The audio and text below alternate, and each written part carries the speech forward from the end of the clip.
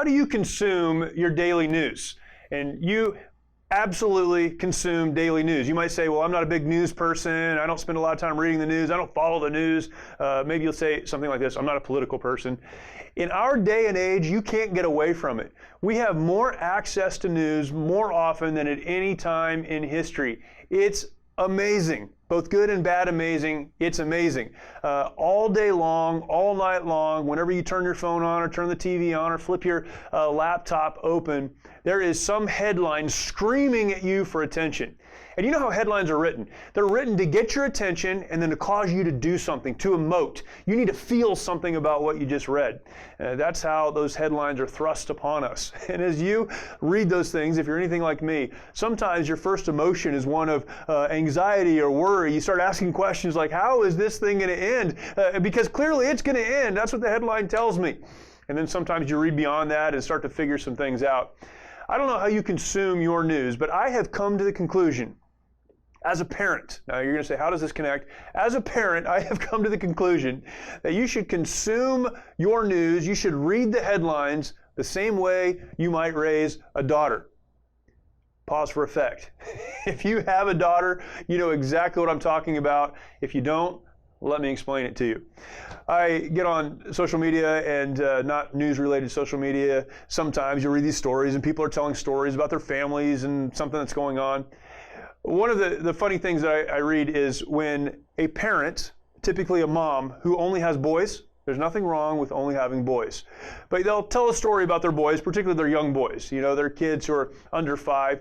Boys like to run into walls and jump off stuff and climb up on tables and take their clothes off. And for some reason, the whole world's a toilet to a little kid, right? So they're making a mess all over the place. And mom will tell this story, maybe accompanying that story will be a picture. And they'll hashtag boy mom, right? Hashtag boy mom. The hardest thing to be in the world is a boy mom because boys are crazy. Right? I have 2 boys and I have 2 girls.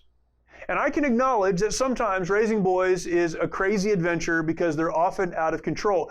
But it's an out of control that you understand, right? It's going to happen. You get it. They're going to be fine. Maybe a few trips to the emergency room, but they're going to be fine. With a girl, it's a whole different adventure. When I come home and I talk to one of my girls, I have an older daughter and a little bit of a younger daughter, a girl who's coming into her adolescent years. And regardless of which one I'm talking to, it seems that when I come through the door, there's always an emergency. Something has happened today, and they give me the headline version of that. Something has happened today that's going to cause the world, or at least their world, to come to an end. And they're out of control, and they're emotional, and what am I going to do about it as the dad? You have to fix this. Nothing's probably going to fix it, but do your best. And this is the discussion we have, and it's real like this, and everybody's excited. I've learned over the years, when that happens, to take a deep breath, help them take a deep breath, and I've often also learned that it's not helpful to tell them to take a deep breath because they're so worked up, right? But to get through the emotional part of it, to get through the initial salvo of shots, the headlines that they're throwing at me, the basic information that really they're so consumed with, to get past that, to let all of that come out, and then to start to work through the details that led up to that, to ask questions that clarify what's actually happening, and to really try to figure out what it is they're experiencing. What I've learned is that if I'm willing to get past the headline that they're throwing at me, most of the time, the issue is not as bad as it seems or feels to them, and it's real to them, I'm not discounting that, but it's typically not as bad as they feel like it is, and if we'll take some time to work through the issues, we really can begin to move forward. We can navigate this thing together. I've learned this not just in raising my daughters, hashtag girl dad, that's my hashtag. I've learned this in every other relationship in my life. Whether it's my marriage relationship or my friendships that I have or other relationships at work or whatever the case. In all of these relationships, as you're dealing with people, what we see most of the time are the headlines, and we make determinations, often emotional ones, based on the headlines, and we decide how we feel about someone or what we think about them based on what we see. When really the very best way to approach any relationship and any situation in a relationship is to get beyond the headline, to figure out what's actually happening, what's causing that kind of behavior, what's causing them to say that, and what's bringing this up right now. Why are they so emotional about it? Why am I feeling so emotional about it? And getting beyond that headline, getting the facts, and beginning to navigate our way forward. It's amazing how clear things can become when we get past the initial salvo of headlines. So it is, and that right there can help you if that's all you get out of this. But so it is principally with the news that we consume every day. We live in a very global environment. We cannot get away from things that are happening on the other side of the globe. One of the biggest stories in the news right now are the things that are happening in China. The coronavirus, we talk about that and the implications to the larger world of the coronavirus. These other issues that are happening politically and economically and in medicine around the world, they impact us here. We can't get away from that. We need to understand what's going on. News is not the enemy. But as we're consuming news, we need to get beyond the headlines and understand what's actually being said. Here's something we need to understand. We need to understand that often headlines are written to manipulate us. I know that's hard to believe.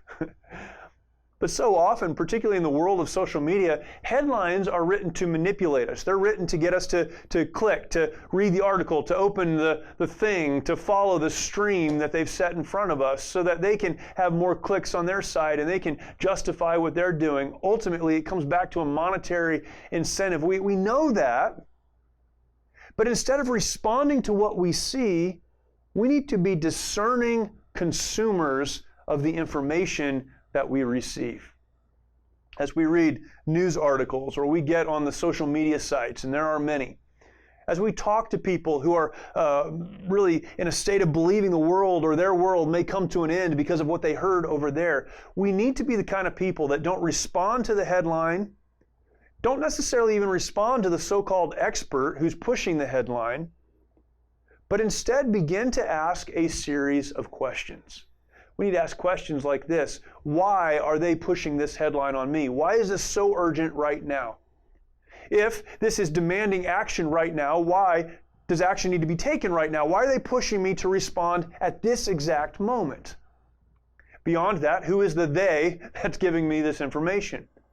We need to understand what it is that qualifies the people who are communicating these headlines to communicate them. We need to stop simply reading headlines and read the information that comes underneath the headlines. The headline is built on top of a story. Let's read the story. So often we find out that the story has nothing to do with the actual headline.